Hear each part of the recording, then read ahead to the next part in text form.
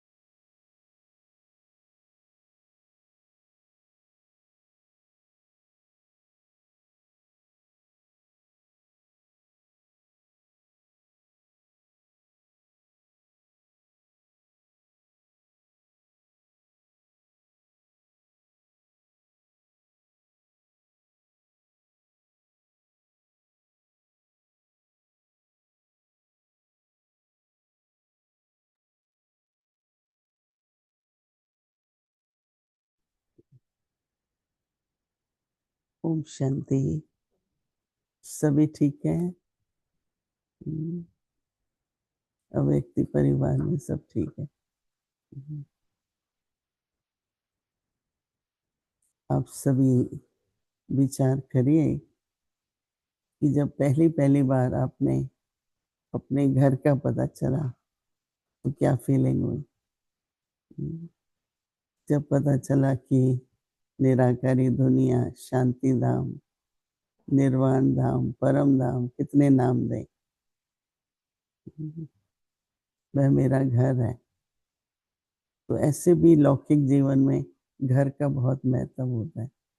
नहीं, जिसका घर नहीं होता है तो बेठिकाने महसूस करते हैं। घर चाहे झोपड़ी हो चाहे महल हो, लगता है मेरा घर है नहीं।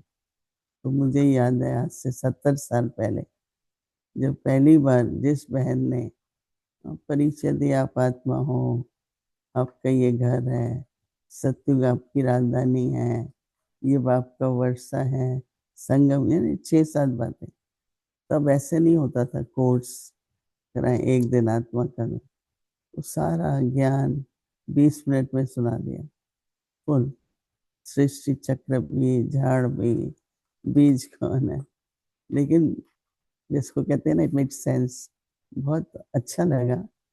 और एकदम उसके बाद से ऐसा लगने लगा कि जब भी मुझे आत्मा को पाठ पूरा करना है तो मुझे घर जाना है। नहीं, जैसे लौकिक में भी बाबा कहता है कि एक्टर निकलता है तो घर से वो कॉस्ट्यूम नहीं पहन के निकलता।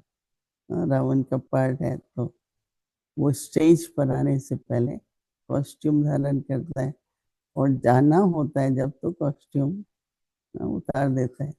तो ऐसी फीलिंग रखनी है और आनी चाहिए कि मुझे घर जाना है।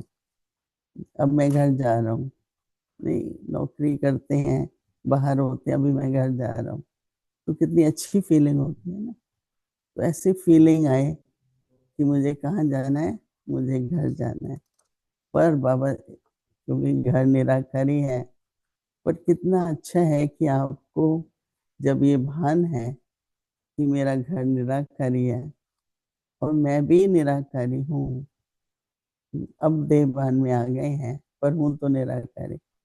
तो निराकारी बाप, निराकारी घर, मैं निराकारी हूँ। राइट। तो अपनी जो यात्रा है, रूहानी यात्रा, उसमें हम निराकारी स्थिति और साकार में पार्ट बजा रहे हैं। ये भी एक बहुत अच्छी कॉम्बिनेशन है स्मृति में, अवेयरनेस में, कि मैं हूँ निराकारी, घर भी निराकारी है, पर मैं तन के द्वारा पार्ट बजा रही हूँ। तो उससे आप जब ये याद रखेंगे ना कि मैं शरीर से पार्ट बजा रही हूँ, तो आपकी निराकारी स्थिति भी बनती जाएगी। पार्ट बजा रहे हैं ना, है तो निराकारी ना।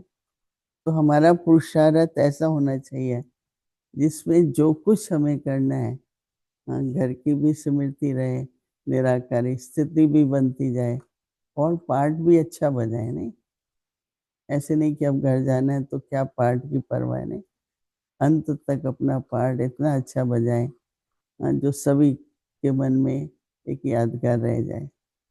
तो तीनों काम हो जाएंगे ना, हाँ, घर भी जाना है, निराकारी स्थिति में बाप समान भी बनना है, और तीसरा अपना पार्ट बजाना है।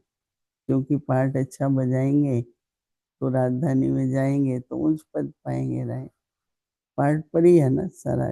जिसको भी अच्छा पार्ट बजाएगा वो राजधानी में जाकर के भी अच्छा पद पाएगा। तो मल्टीपर्पस कहें, जो कुछ हमें प्राप्त करना है, तो अगर अंदर से स्पष्ट है तो आप सब कुछ ठीक करते जा रहे हैं। निराकारी स्थिति भी बन रही है, घर की भी तैयारी हो रही है, पार्ट भी अच्छा बजा रहे हैं। राइट। तो ये अटेंशन आज बाबा व्यक्ति इशारे में हम बच्चों को दे रहे हैं। अब वापस घर जाना है, गीत भी है ना इस पर। तो ज्वाला रूप बनने के लिए, हाँ, हर एक चीज को बाबा ज्वाला रूप से कनेक्ट कर रहे हैं, क्योंकि वही स्वरूप चाहिए रहे। ज्वाला रूप बनने के लिए यही धुन सदा रहे कि अब वापस घर जाना है। नहीं, देखो कंबाइन कर रहे हैं बाबा। तो बाबा है, जाना है तो इसका अर्थ क्या है? उपराम रहना है।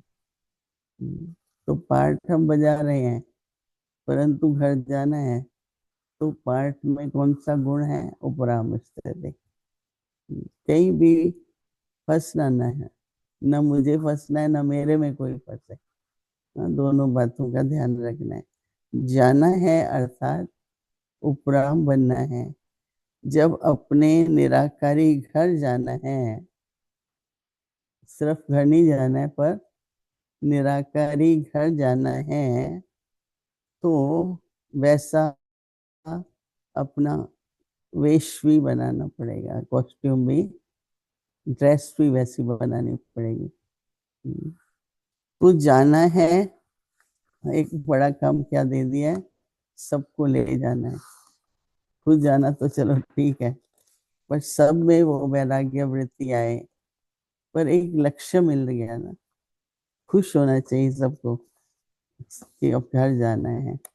तो कितना दुनिया में लोग मोक्ष के लिए, मुक्ति के लिए कितना प्रयास करते हैं। नहीं, पर यहाँ तो हम बताते हैं कि ये तो अपना घर है, अपने घर जाना है। नहीं, तो इस स्मृति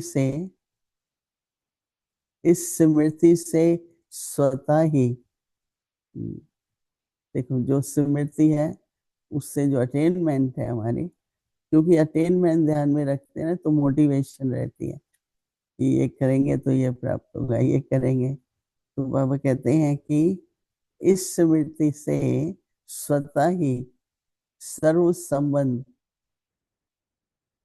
बाबा से सर्व संबंध, नहीं, लौकिक स्वतः ही सर्व संबंध, सर्व प्रकृति के आकर्षण से उपराम रहेंगे।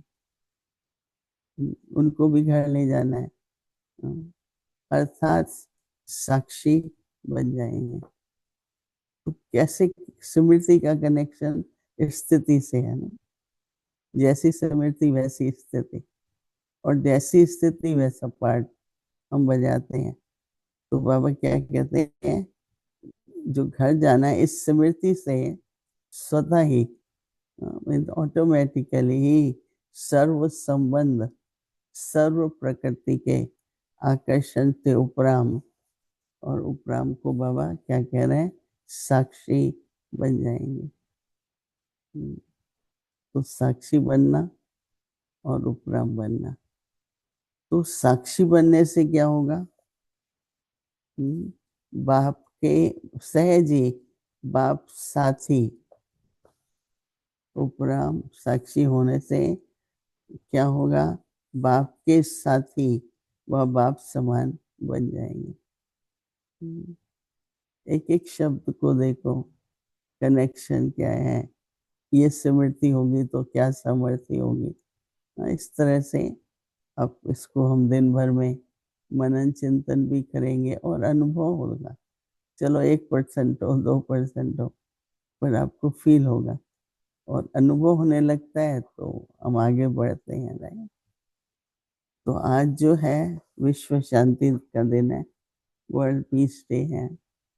तो इसलिए हम लोग भी विश्व की शांति के लिए बाबा की याद में जब बैठेंगे, तो मैं भी शांत स्वरूप आत्मा हूँ, शांति के सागर की संतान हूँ, और मुझे शांति की वाइब्रेशंस सारे विश्व में फैलानी है।